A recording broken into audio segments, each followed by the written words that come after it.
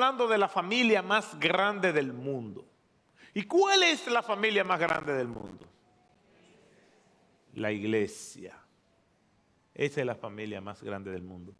Y hemos visto las razones por las cuales es la familia más grande del mundo. La familia más grande del mundo es una familia que comparte, es una familia que pertenece a una iglesia local. Hablamos de la membresía de una iglesia local y hablamos de todo eso. Y hoy, pues, vamos a estar hablando de que la familia se cuida y expresa su amor. La familia se cuida entre sí y se expresa su amor. Y una de las maneras que tenemos de expresarnos nuestro amor es cuidándonos. Yo no puedo decir que amo y no cuido, que amo y no me sacrifico por mi familia, por los demás, por mis hermanos. Una familia que ama, cuida. Y es parte del amor. El amor no es el lenguaje. El lenguaje es parte del amor porque entre los 5 lenguajes del amor son las palabras de afirmación, según nosotros vemos en el maravilloso libro de Chapman, Los 5 lenguajes del amor. Obviamente, quien ama no ofende de palabras, quien ama da palabras de afirmación, de elogio, de ánimo. Pero el amor no se limita solamente a las buenas palabras y a los buenos modales y a un léxico que encanta a los demás. Quien ama también cuida. En otras palabras, yo puedo decir palabras muy lindas y de ánimo, pero si soy indiferente a lo que le pasa al otro, entonces eso no es amor, eso es pura retórica matutina que el calor y el día la dispersa.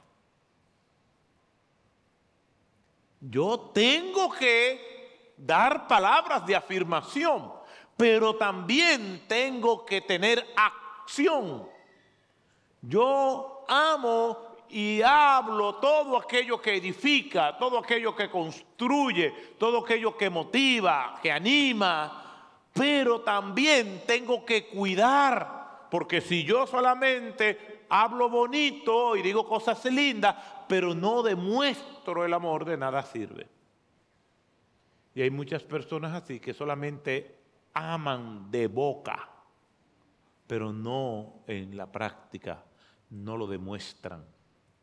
Entonces, en esta familia de la fe, como vemos en las Escrituras, somos miembros de una iglesia local. La membresía es una doctrina fundamental de la iglesia. Una persona no puede decir, no, yo voy a una iglesia local, pero yo no me hago miembro porque eso se lo inventaron los hombres. Es porque desconoce la Escritura. Y ya hablamos de toda la carga doctrinal que tiene este concepto, normativo, innegociable dentro de lo que es el Nuevo Testamento aplicado a la iglesia. La membresía de la iglesia es algo que está evidentemente claro en las Escrituras. Y tenemos que ser miembros de la iglesia y estamos en ese proceso de renovar membresía de la iglesia, de algunos que han solicitado membresía. Y este miércoles vamos a seguir contestando las preguntas que con relación a este tema de eclesiología, de la membresía de la iglesia, comenzamos a hacer. La membresía de la iglesia es algo que no está en juego. Pero también hay otras bondades, otras bendiciones como parte de lo que es la gran familia, la familia más grande del mundo. Y es que la familia más grande del mundo se cuida entre sí. Pero ¿cómo expresamos, cómo nosotros desarrollamos ese cuidado? Bueno, cuando nosotros vamos a las Escrituras, y ya eso lo hemos visto en otras ocasiones, mostrando compasión. Porque no hay evangelio sin compasión. No puedo ser indiferente, no solamente a mi hermano en Cristo, a los que somos miembros de la iglesia local, no. No puedo ser indiferente a las necesidades de la humanidad, de mi prójimo. Le preguntaron al Señor en una ocasión cuál es el primer y grande mandamiento, y Él respondió: amarás al Señor tu Dios con todo tu corazón, con toda tu alma y con toda tu mente. Y el segundo es semejante: amarás a tu prójimo como a ti mismo. Quiere decir que la compasión, la misericordia, la atención al prójimo es mandatorio para todo cristiano. Dentro de una iglesia local como miembro, pero eso trasciende, rompe los muros de la iglesia y alcanza a todo aquel que está en riesgo social. Cuando nosotros vemos el ministerio de Cristo, vemos que Cristo tiene compasión, principalmente por la condición espiritual de las personas. Dice que tuvo compasión al ver al pueblo porque estaban dispersos como ovejas que no tienen pastor. Lo vio desorientado, viéndolos víctimas de la hipocresía del oficialismo religioso judío que los explotaba, que no los orientaba, que no les enseñaba la verdad. Y allí estaban despavoridos en un laberinto espiritual y existencial donde no sabían qué hacer, ovejas como manadas que no tenían pastores que la guiaran, que le dijeran la verdad. Cristo vio las condiciones de estas multitudes y tuvo compasión. Para eso entonces Él vino, para buscar y salvar lo que se había perdido, esas ovejas perdidas entre las cuales estábamos todos nosotros también. Lo cual nos da una gran esperanza, compasión por el que se pierde, por el que va por el camino de la perdición. En vez de nosotros sentirnos mal, lo cual no está malo, sentirnos mal por las malas acciones de la gente y querer que hasta el mismo diablo se lo lleve, antes de querer que el diablo se lo lleve, vamos a pedirle que el Señor los salve y los rescate. Vemos gente haciendo cosas sumamente dañinas, personas tóxicas, personas que hacen daño. Y a veces reaccionamos impulsivamente. ¡Wow! Mira esto, ojalá. No, antes de eso, roguemos por sus almas, porque esas personas actúan así porque no tienen a Dios en su corazón. Y lo que necesitan es a Dios en su vida. Y Jesús tiene compasión por las ovejas perdidas de Israel. También tiene compasión por los que sufren emocionalmente, por los que se deprimen, por los que se sienten solos, por los que están agobiados por el estrés y la ansiedad. Jesús también tiene compasión por ellos y Jesús también tiene compasión por los que están pasando por necesidades materiales. Multiplica los panes y los peces, da de comer al hambriento. La iglesia está para cuidarse de la misma manera, mostrando compasión los unos por los otros, que es el amor en práctica. Compasión por el hermano que quizás no te va a pedir, por las personas que tú ves que está en mayores riesgos sociales que nosotros, ayudarlos, ser intencional en eso. Esta iglesia practica eso. Se designan miles de pesos mensualmente para mostrar la compasión. Quiere decir que nos cuidamos atendiéndonos al enfermo, acompañándolo. No solamente tiene que ser la figura pastoral, sino la iglesia. La figura pastoral está para enseñar, también para mostrar la compasión. Y yo hago muchísimas visitas y nadie sabe. Y atiendo a muchas personas y nadie sabe. ¿Por qué? Porque también yo tengo que hacerlo. No es simplemente ustedes hagan, el líder no dice hagan, dice hagamos. Y somos todos parte del pueblo. Y somos todos miembros los unos de los otros. Ahora bien, eso no es solamente lo único que hacemos para mostrar el amor dentro de la gran familia de la fe, la familia más grande del mundo en el contexto de una iglesia local.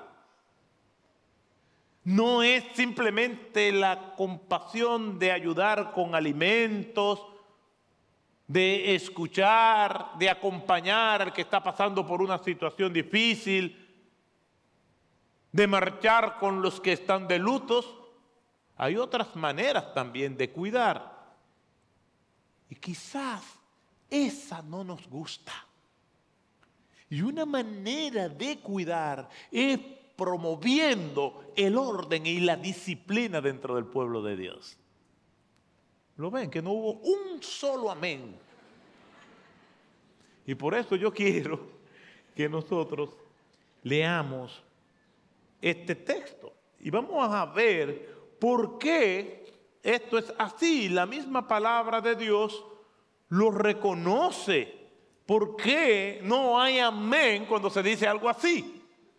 Les invito a que vayamos al libro de Hebreos, capítulo 12, versículo 11. Y hoy vamos a estar introduciendo el tema de el amor por medio de la disciplina.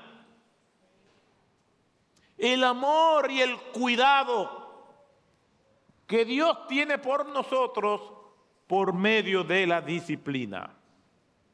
Hebreos capítulo 12, versículo 11, dice de la siguiente manera: al presente ninguna disciplina parece ser causa de gozo, sino de tristeza.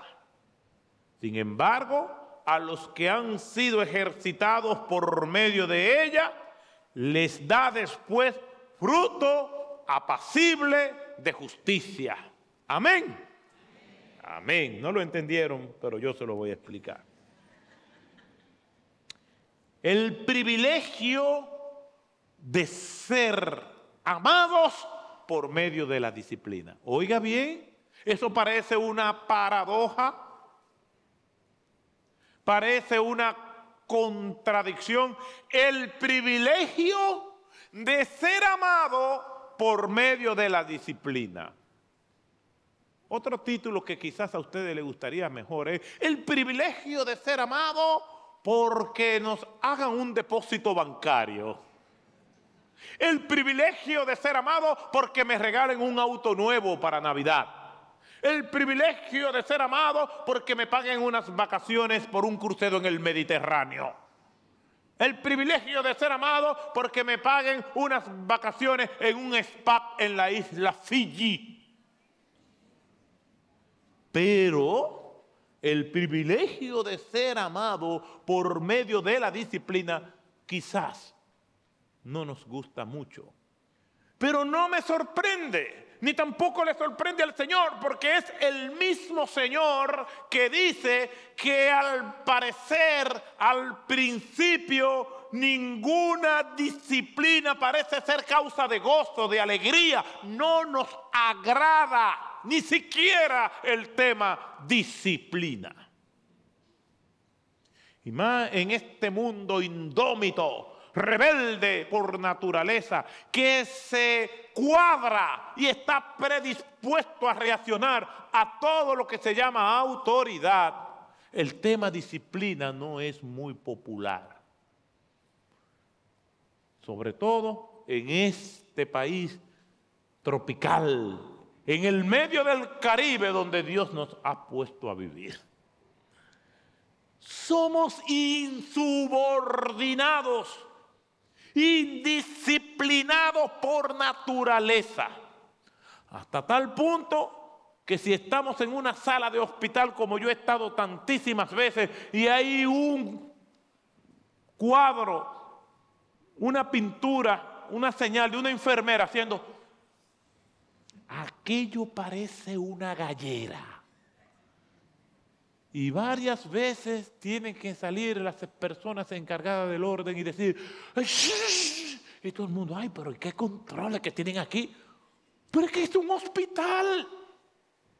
Cuando yo era estudiante en edad escolar decía que frente a los hospitales, frente a las escuelas y frente a las iglesias y frente a los cementerios, no sé por qué, no se debe tocar bocina.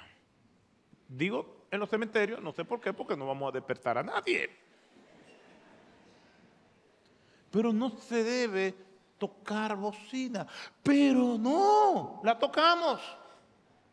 Hay un letrero que dice no estacione. Y ese letrero ve cómo él es agredido sin poder hacer nada, el pobre letrero lleno de carros de ese lado. Peor aún, no tire basura. Y el letrero casi ya no se puede ver por la basura. Somos insubordinados. Y mire que yo conozco el mundo, pero esta es una de las naciones más insubordinadas que hay. Donde violar las normas es un acto de astucia, de sabiduría, de un héroe. Mira, por aquí no se puede doblar, pero yo doblé y llegué temprano. Soy un héroe, lo logré. Ante la indiferencia de las autoridades que tampoco se someten a la disciplina.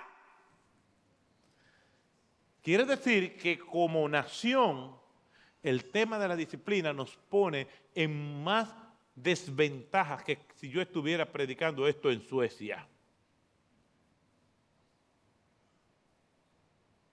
¿Por qué? Porque somos así. Y si haya una persona que no le gusta que le hablen de disciplina, es al dominicano. Digan amén, porque eso es verdad. No nos gusta. ¿Y qué es lo que se cree este señor? Que cada rato viene a decirnos que nos callemos, que hagan una fila, que hagan el orden, que cumplen con lo establecido, con las normas. No. Viene Cristo a nuestras vidas y el espectro de la insubordinación y el desorden, todavía tenemos que luchar con él. Eso no es verdad, pastor. Ajá, ¿no es verdad? Pregúntenle a los hermanos que van a salir después que termine el culto. Hemos tenido que dar exhortaciones varias veces para que ceda.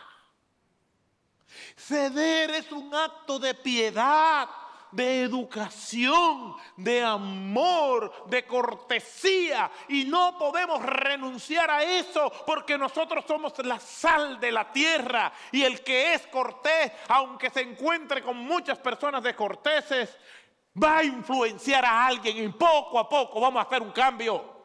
Porque somos la sal de la tierra. Poco a poco. Los discípulos no eran muchos, pero poco a poco comenzó a verse los resultados del orden. Y aprovecho la ocasión para decirle, no se le olvide la cortesía, el amor, el ceder. No trate de doblar donde no se debe doblar. No trate de luchar. Ay, que me van a tomar de tonto. Es mejor que te tomen de tonto y no de agresor. ¿De qué lado usted quiere estar? ¿Del agresor o del tonto? No es tonto quien muestra el carácter de Cristo. Y la disciplina, como somos un colectivo, un conglomerado de personas, es algo que nos cuida a nosotros, aun cuando soy yo el que estoy siendo disciplinado. Aun cuando soy yo el que está faltando y hay que entonces aplicarme la disciplina eclesiástica. Eso es un acto de amor a mí, que soy el agresor. Y lo vamos a ver por lo que dice la Escritura. Nosotros somos insubordinados de nacimiento. Pero una muestra de amor es la disciplina. ¿Qué debe hacer un padre con un hijo indisciplinado? A ver, hijos. Si tú eres indisciplinado, ¿qué debe hacer tu padre? Si tu padre, tu madre, tu tutora, tu abuelo, tu bisabuelo, quien sea, te dice, mira mi hijo, yo estoy partiéndome la espalda para que tú vivas en un ambiente de seguridad, de decencia, de amor. Y como pobre con mis limitaciones, me privo de muchas cosas para que tú tengas todo lo que tú necesitas para vivir con dignidad. Lo mínimo que tiene que hacer ese hijo es ser un buen estudiante, ser un respetuoso de sus padres, tener sus habitaciones ordenadas, lo mínimo.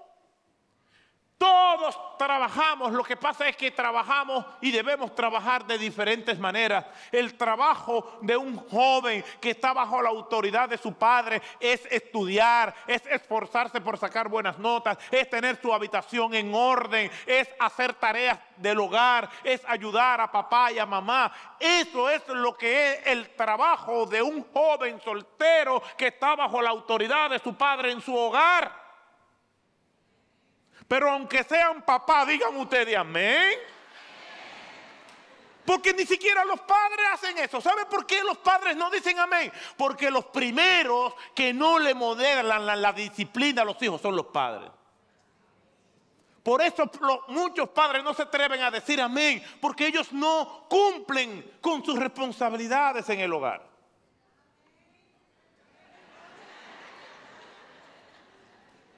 Son los mismos padres, porque hoy en día es más común ver padres pródigos que hijos pródigos, porque son los padres los que abandonan el hogar, los que son irresponsables, los que no dan el ejemplo. Tristemente, esa es la verdad. Pero a pesar de eso, tenemos que promover el cuidado y la disciplina. ¿Por qué un padre debe disciplinar?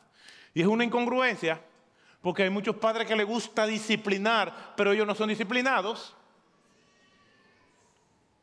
Mira, muchacho, te he dicho 20,000 veces que no exagere. Oiga eso.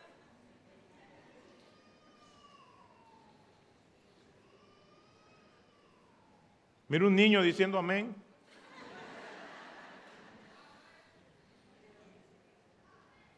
Que de la escuela quieren hablar conmigo porque tú hablas muchas mentiras. ¡Wow! Dile que estoy de viaje, dile que no estoy aquí.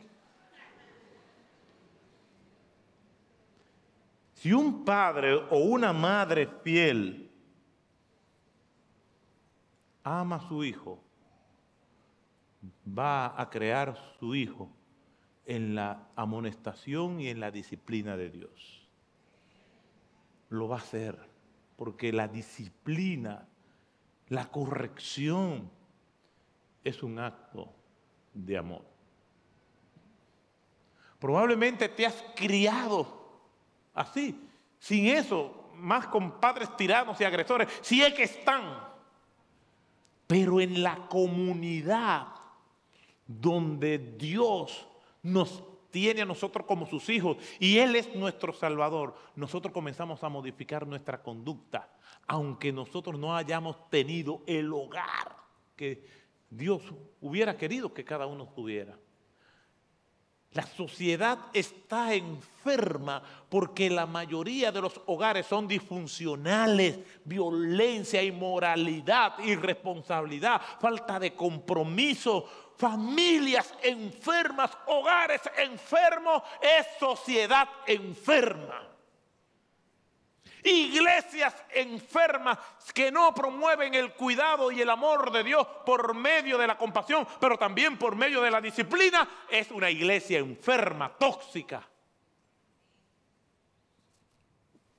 donde quiera que Dios obra, hay orden.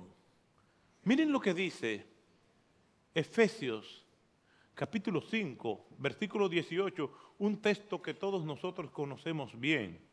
Dice, no os embriaguéis con vino, en lo cual hay disolución. La palabra disolución, ¿qué significa? Desorden. Más bien, sed lleno del Espíritu Santo, donde hay ¿qué? Orden. En el principio creó Dios, dice Génesis capítulo 1, versículo 1. En el principio creó Dios los cielos y la tierra estaba desordenada y vacía, sin orden. Pero cuando Dios interviene, entonces Génesis capítulo 1, en el último versículo de ese capítulo, en el versículo 31, dice, y vio Dios que todo lo que había creado era bueno en gran manera. Porque donde Dios está hay orden, hay disciplina, hay decencia, hay cuidado, hay amor, hay misericordia, hay compasión, hay protección.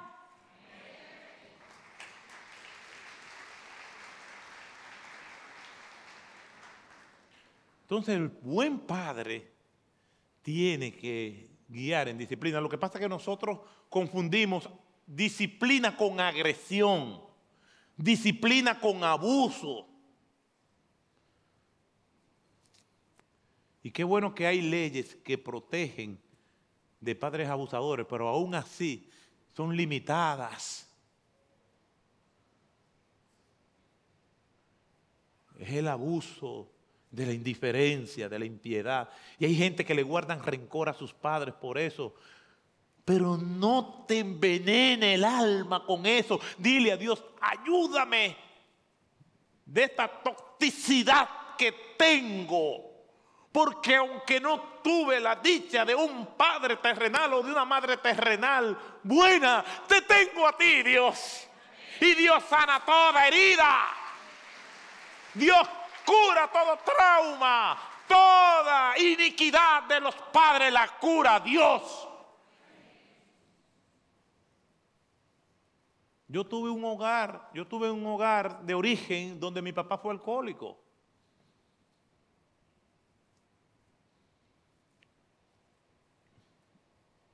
Pero después yo descubrí que mi papá, con todos los excesos que cometió, después obviamente él vino al Señor y todo fue diferente. Pero antes de eso,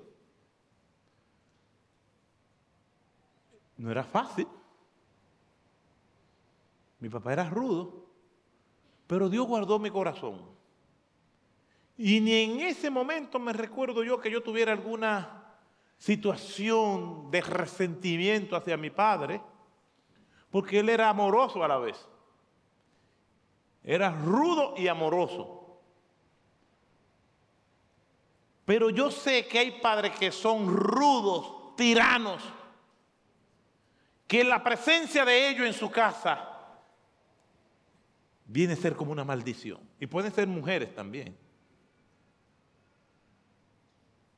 Pero en vez de tener odio por tu papá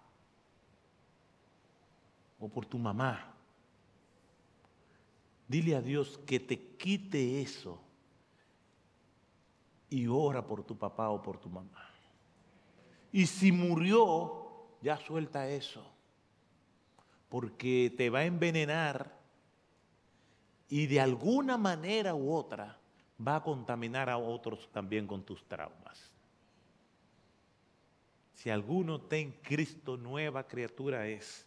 Las cosas viejas pasaron. Todas son hechas nuevas en Cristo Jesús. Tienes que perdonar para que Dios te perdone. Padre, perdona nuestras deudas, así como nosotros perdonamos a nuestros deudores. El apóstol Pablo dice en Filipenses capítulo 3, yo mismo no pretendo haberlo alcanzado ya, pero una cosa hago, olvidando ciertamente lo que queda atrás, olvidando. Hay aspectos de nuestro pasado que tenemos que olvidarnos. Así cuando le pedimos perdón al Señor, dice la Biblia en una imagen muy elocuente para ilustrarnos el alcance, la profundidad, la altura, la anchura del amor de Dios. Que Él toma nuestros pecados confesados, perdonados y lo tira en el fondo del mar. Entonces, si Dios ya hizo eso contigo, ¿por qué en medio de la neblina y el frío y la oscuridad de la noche te monta en tu embarcación a querer pescar aquello que Dios ha hecho allí? Y te sumerge en las aguas negras y allí comienza a buscar aquello que Dios ya lo olvidó. Pero allí lo rescata y vuelve a vivir en la misma miseria. Y así te pasa todo el tiempo. No. Todo esto tiene que ver con la disciplina y cómo muchas personas reaccionan al tema de la disciplina por su pasado o por su presente. Si un padre es amoroso y el amor es la sombrilla que cubre todo, si es amoroso, es responsable, es respetuoso. No quiere decir que haya cometido excesos, pecados o errores. Yo lo he cometido con mi esposa, con mis hijos, con mi prójimo, de una manera reactiva, pero esa no es mi práctica. Y le he pedido perdón a Dios. Y mi lucha es por ser el esposo, el padre, el pastor, el amigo que Dios quiere que yo sea.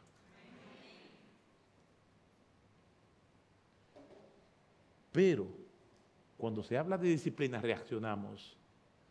¿Por qué? Porque venimos como portadores de traumas y inmediatamente rechazamos el tema. Si tú como creyente actuaste mal, eres miembro de una iglesia e hiciste algo que ofende a Dios y a los hombres, y eres llevado a un proceso disciplinario, eso es una muestra de amor por ti, una muestra de amor de Dios Padre por ti. La semana que viene vamos a estar viendo por qué hermanos reaccionan a la disciplina por malas experiencias vividas con el tema de la disciplina, porque en algunas congregaciones confunden disciplina eclesiástica con castigo y sentencia.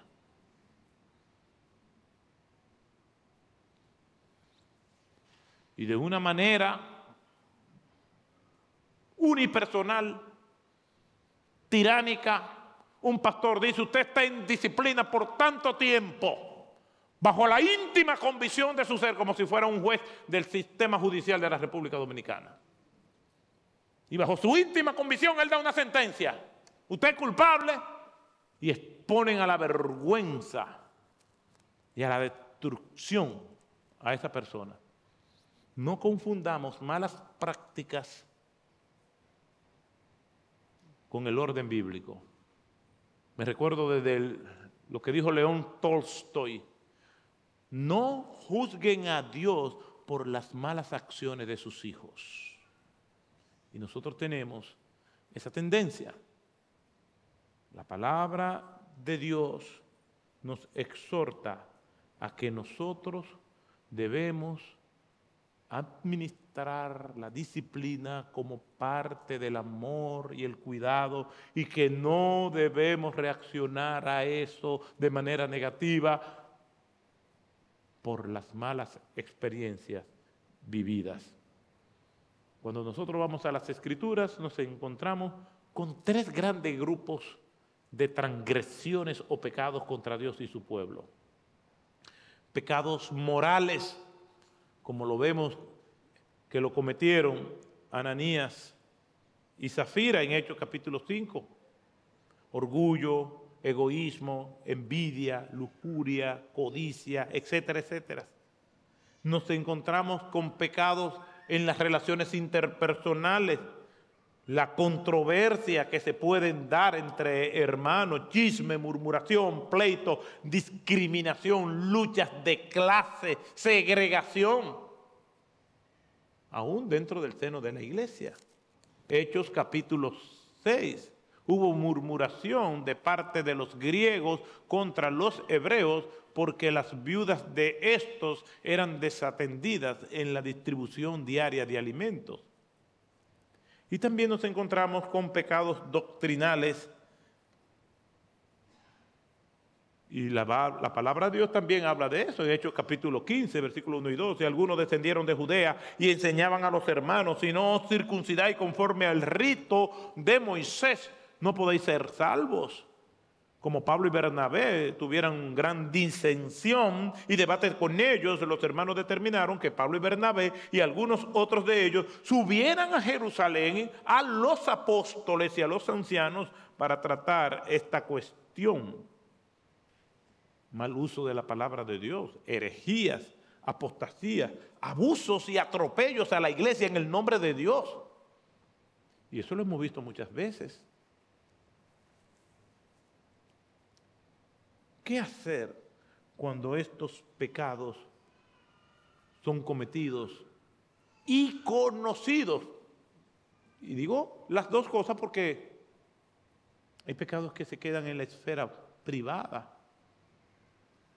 Y si se quedan en la esfera privada y no tienen una repercusión pública, entonces tenemos que confesarlos públicamente, buscar ayuda, porque a veces tenemos situaciones que no podemos con ellas, ciertas adicciones,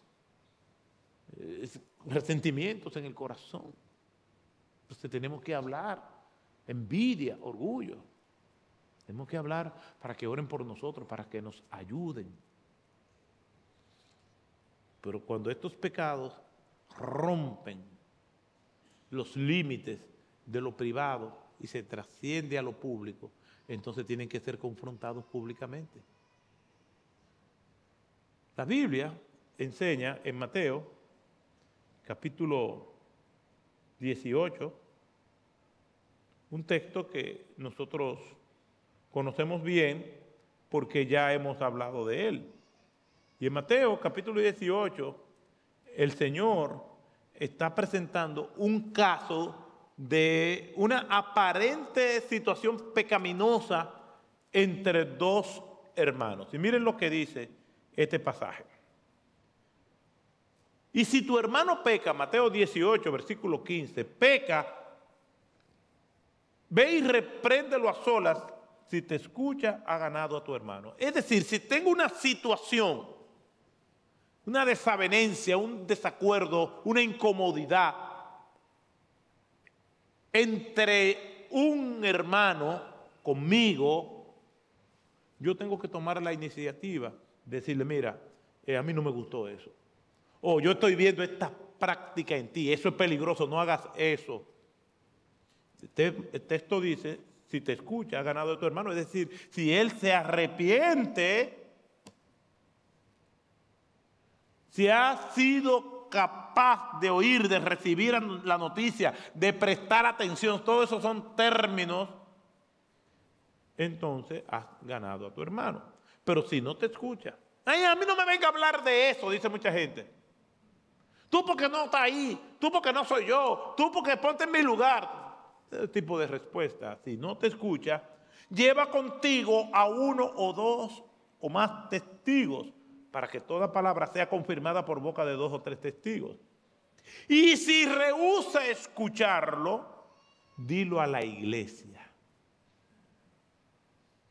O sea, aquí está hablando de una iglesia local. Recuerden que hablamos que hay 2 términos que se usan en los evangelios y que son exclusividad de Mateo.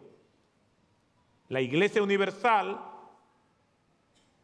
y tú eres Pedro, y sobre esta roca edificaré mi iglesia. Mateo, capítulo 16.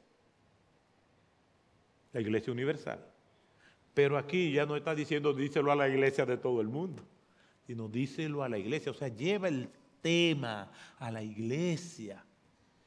Y si aún así esa persona no quiere arrepentirse, entonces dice aquí el texto: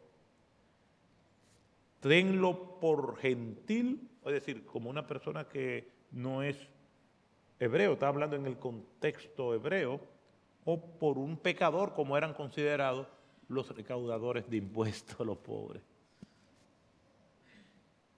Quiere decir que hay sus procedimientos y es parte del cuidado. Simplemente quiero terminar diciendo lo que dice la Biblia, que Dios al hijo que ama, ¿qué termina diciendo? Disciplina.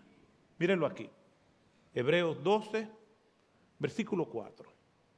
Porque todavía en vuestra lucha con el pecado no habéis resistido hasta el punto de derramar sangre. O sea, no habéis resistido. Tú estás luchando contra el pecado, pero el pecado te vence. Además, habéis olvidado la exhortación que como hijos se os dirige. Hijo mío, no tenga en poco la disciplina del Señor. No tenga en poco la disciplina del Señor. Ni te desanimes al ser reprendido por Él. Es lo que pasó con Caín, cuando el Señor dice, no, tu ofrenda no fue aceptada, tú improvisaste, no te preparaste, pero Abel se esmeró, dio la primicia, dio lo mejor. Entonces, ¿por qué se demuda tu rostro? Si tú haces lo bueno, no serás elogiado, pero si haces lo malo, serás reprendido. Entonces, ¿sabe cómo somos los seres humanos?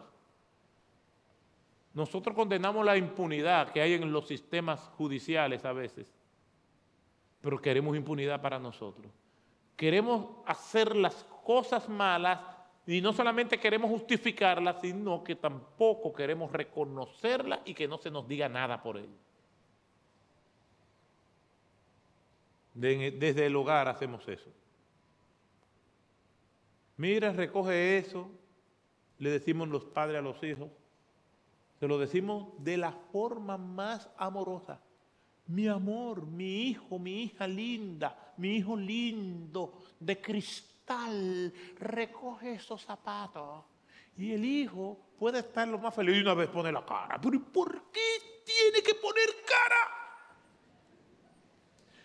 Pero eso no es exclusivo de los hijos, porque yo soy hijo todavía y todos somos hijos. Es que todos somos así.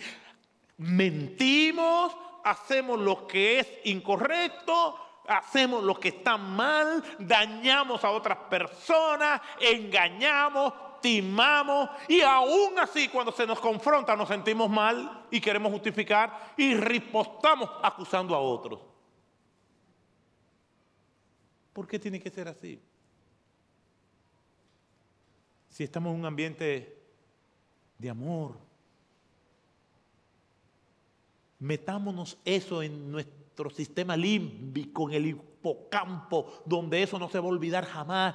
La disciplina, el cuidado es parte del amor de Dios por nosotros. Le voy a poner este ejemplo y con esto termino. Usted ve el hijo de un familiar o de un vecino que es contumaz y rebelde. Y es un niño que no respeta a nadie, que dice palabras soeces, que tiene prácticas sumamente dañinas y uno dice, bueno, ese va a ser un delincuente. Pero no un delincuente cuando sea grande, no, mañana ya va a ser un delincuente. Porque ese niño ya... Entonces, uno ha estado en reuniones donde hay niños que son así y los padres se quedan. Y yo no sé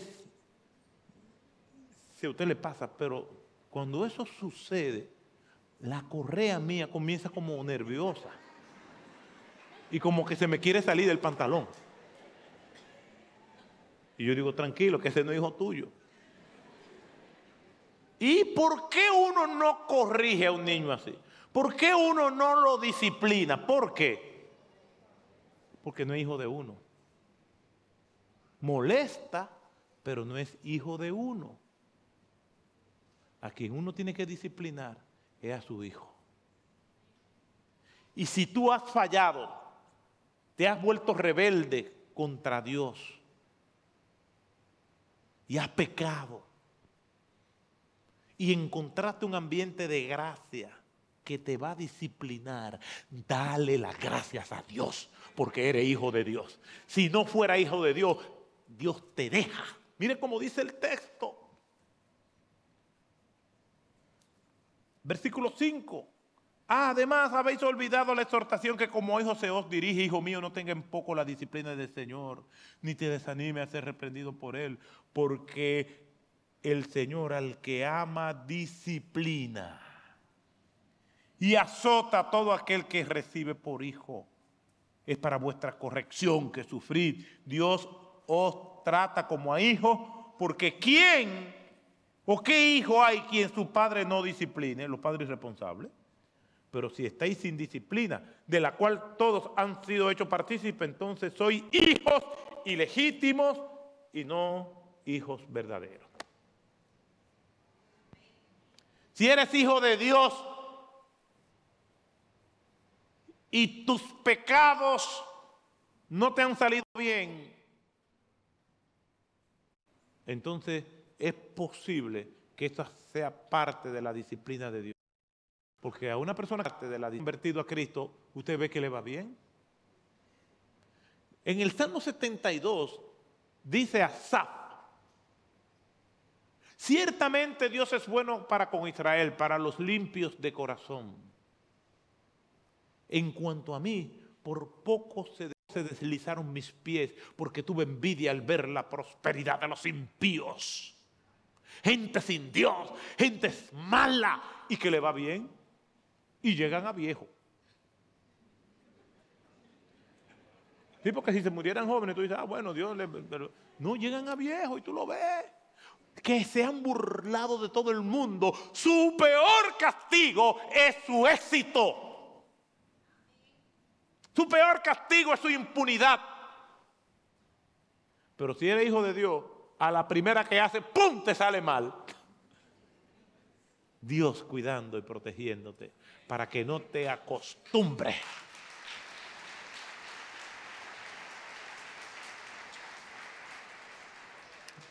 Hermanos, todo el que es padre sabe el dolor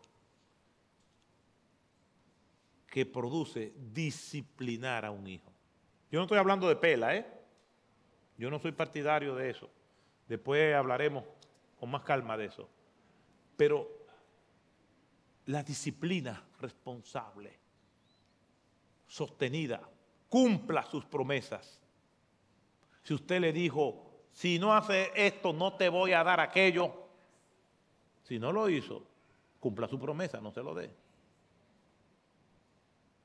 Y si tiene duda, consúltelo. Y si quiere derramar gracia, también la gracia es bienvenida. Dice, mira, yo te dije esto, tú no lo hiciste. No es que tú te lo mereces, pero por la misericordia quiero derramar gracia para conquistarte con el amor y la gracia. Dios también hace eso con nosotros. Lo que pasa es que Dios soberano en ocasiones prodiga gracia y otro día no. Y como yo no sé cuándo es una y cuándo es otra, mejor hay que andar derecho. Porque dice el apóstol Pablo, horrenda cosa es caer en manos del Dios vivo. Así que, hermanos, demos gracias al Señor, porque como pueblo de Dios, Dios quiere que su pueblo sea auténtico y no un pueblo de hipócritas. Que lo que nosotros somos, seamos así. Y el título que tenemos a la conferencia de matrimonio, imperfectos pero creciendo juntos, esa es la historia de todos nosotros. Imperfectos pero creciendo en el Señor. Hay esperanza en Cristo.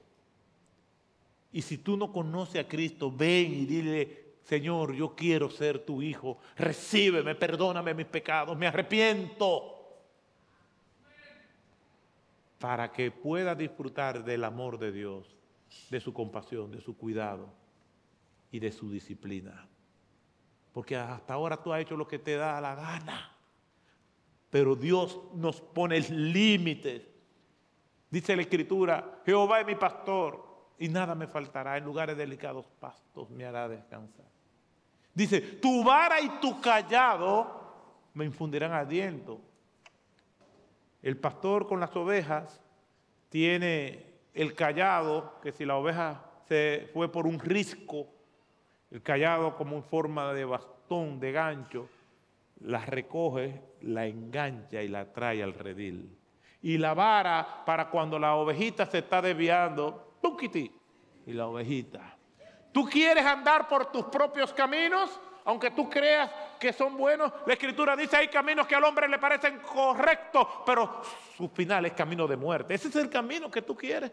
¿O quieres el camino de la salvación? Aunque tengamos que recibir esas guianzas de la vara del Señor constantemente. ¡Gloria a Dios! Después decimos, gracias Señor, aunque no entendamos. Seguimos el domingo que viene. Cierre sus ojos.